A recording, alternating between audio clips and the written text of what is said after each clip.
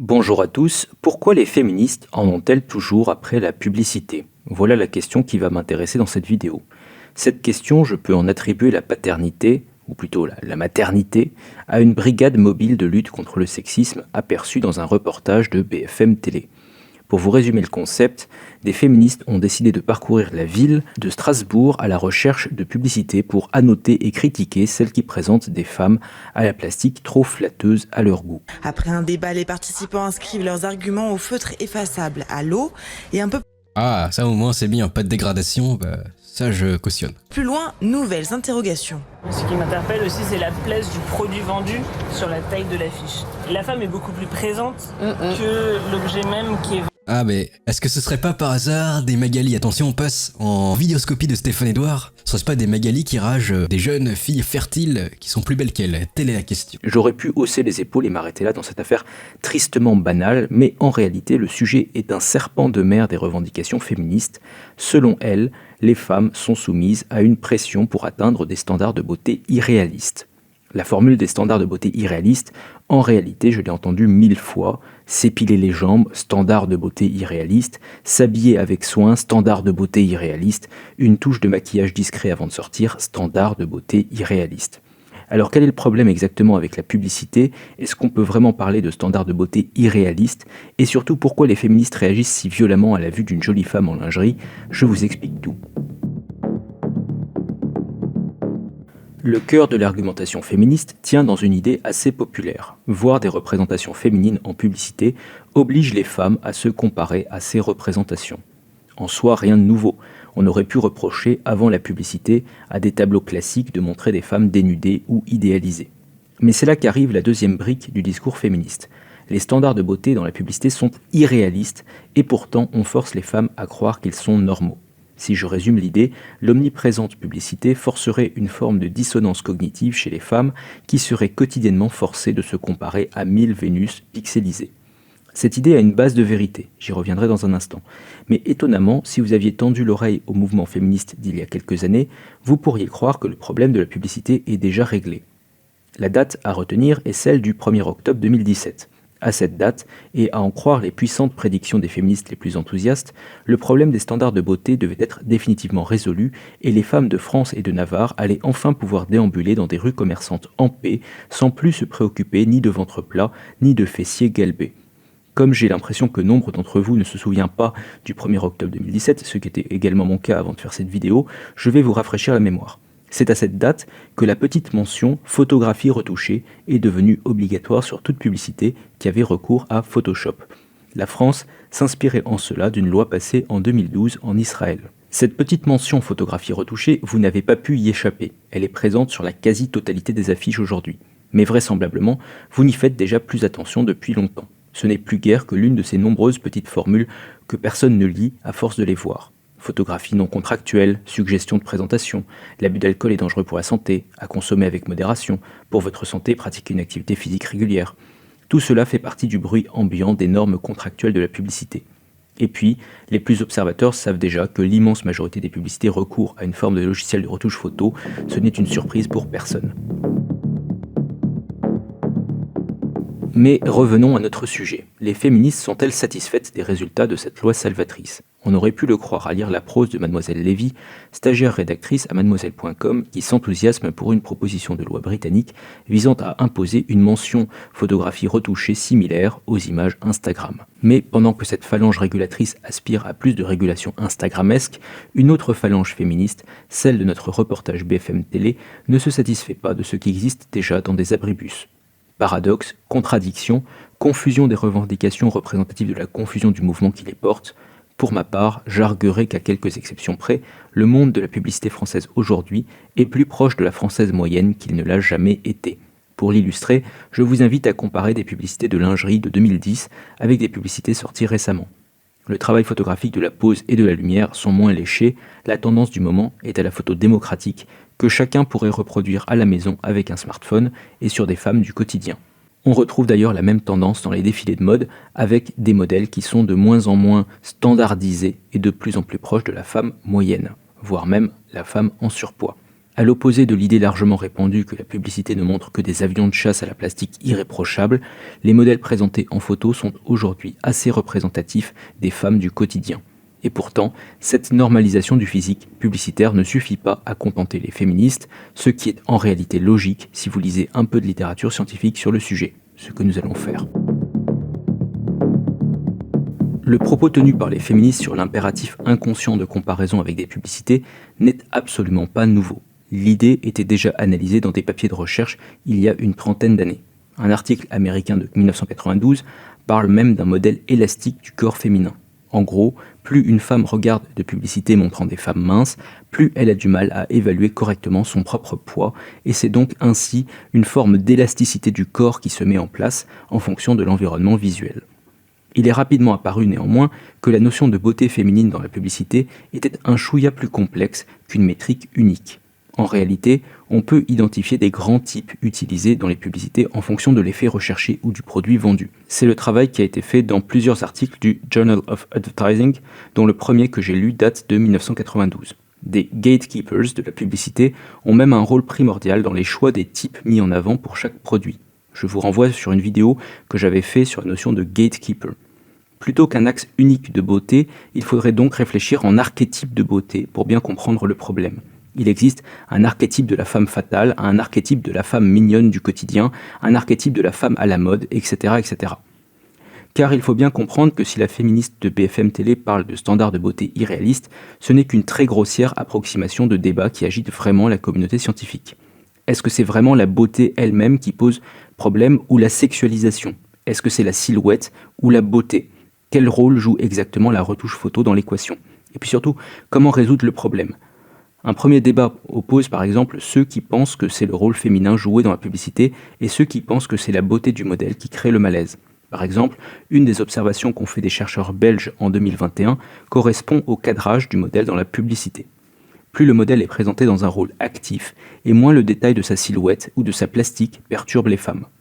Une autre question qui fait débat est l'opposition entre le poids perçu et la beauté. Selon une étude de 2005, c'est le poids qui est la véritable source d'angoisse. Le processus de l'expérience consistait à présenter des publicités d'un même modèle avec des retouches numériques plus ou moins fortes pour réduire ou augmenter artificiellement le poids de l'ordre de 30%. Un des aspects intéressants de cette expérience provient de la réalisation de tests complémentaires pour identifier quelles participantes intègrent le plus les respects des codes socioculturels dans leur système de valeurs. Le test porte le nom de SATAC3 et est issu d'un papier de recherche de 2004 portant sur les troubles alimentaires. Sans grande surprise, on découvre que les femmes qui internalisent le plus facilement les codes d'apparence sont celles qui prêtent le plus attention au contenu des publicités. Une troisième question concerne la quantité de vêtements portés par le modèle dans la publicité. Est-ce qu'elle a un impact majeur sur l'estime de soi ? Est-ce vrai pour chaque sexe, pour les deux ? Je vous réfère à un article de 2009 pour tenter de répondre à cette question. De manière intéressante, l'effet de la nudité est relativement faible pour les membres du même sexe, par contraste avec ce qui se produit pour l'autre sexe. Chez les femmes, un effet de modération par la beauté du modèle est visible. Un modèle moins attirant rassure quand il est dévêtu, même en comparaison avec un modèle vêtu, et qui n'est pas très désirable. Un quatrième débat concerne le choix de la pose et du niveau de minaudage adopté par le modèle dans la publicité. Alors je vais traduire par minaudage le fait d'être en train de minauder par rapport à la caméra, ce que les Anglais appellent flirtatious. Une étude française de 2017 réalisée à Toulouse a essayé de décorréler le physique du modèle et le niveau de minaudage ou de suggestibilité sexuelle qui était mis en place dans la publicité. L'étude insiste sur le fait que ces deux variables ne sont pas parfaitement séparables, mais on peut tout de même observer que les réactions féminines étaient plus agressives vis-à-vis de ce type de publicité où les femmes étaient en train de minauder.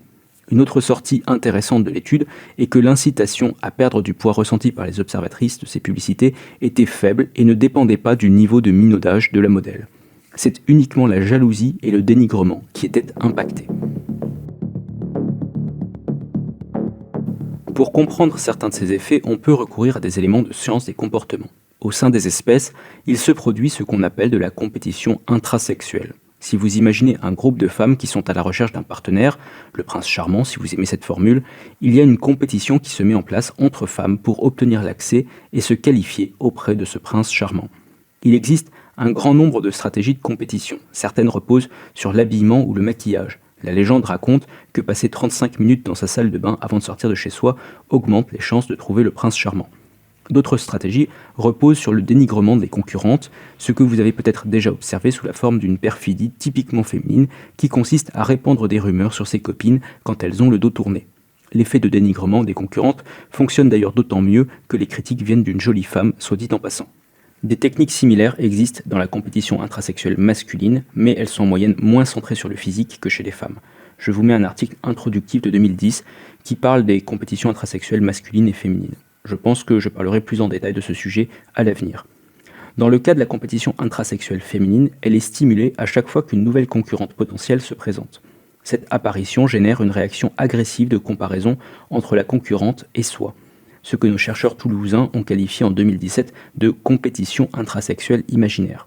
À chaque fois qu'une jolie fille apparaît sur une publicité, un mécanisme de compétition se déclenche automatiquement et une salve de réactions négatives se met en place. Jalousie, dénigrement, sentiment d'exclusion sociale. Les partisans de la psychologie évolutionniste ont une théorie pour expliquer ce qui se produit. Il y a fort longtemps, identifier des concurrentes potentielles et se sentir agressé par leur vue était un avantage compétitif pour la reproduction. C'était en effet en identifiant sa concurrence qu'on pouvait espérer y réagir et s'adapter. C'était un élément clé de la compétition intrasexuelle. Mais, à cette époque fort lointaine, il n'y avait aucune sorte de publicité pour tapisser les cavernes préhistoriques. Toute belle concurrente était bien réelle et donc dangereuse. Or, depuis un siècle environ, les publicités sont partout et la compétition virtuelle aussi, ce qui se traduit par une situation dite de mismatch évolutif ou de décalage évolutif si vous préférez en français. Pour le dire vite, le cerveau a évolué beaucoup moins vite que les stimuli qui le sollicitent. Il y a donc un décalage entre les réactions du cerveau et l'environnement. Est-ce qu'au moins on peut espérer, dans notre cas moderne, supprimer l'effet en mettant des femmes moins belles dans les publicités ? Est-ce que sortir des canons de beauté publicitaires change les choses ? La littérature scientifique est partagée à ce sujet. Certaines études montrent un effet favorable, d'autres ne montrent aucun effet. C'est le cas par exemple d'une autre étude réalisée en France en 2016. Un graphe explique à lui tout seul le problème, mais je vous laisserai dans ma grande crainte des algorithmes YouTube le soin de l'interpréter par vous-même. Serait-ce pas des Magali qui ragent des jeunes filles fertiles qui sont plus belles qu'elles,